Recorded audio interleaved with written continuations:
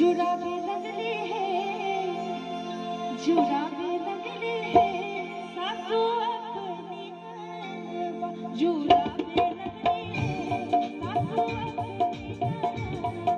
मेरी मेरी तालियों के साथ देखना।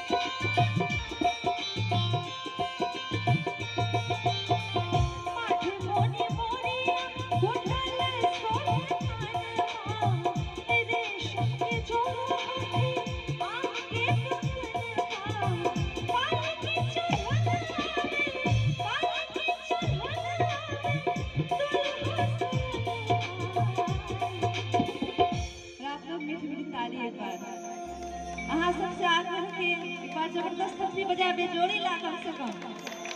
जुड़ावे लगली है, जुड़ावे लगली है सासू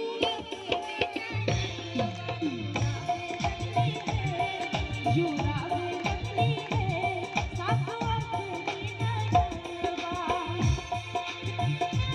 जबरदस्त शेर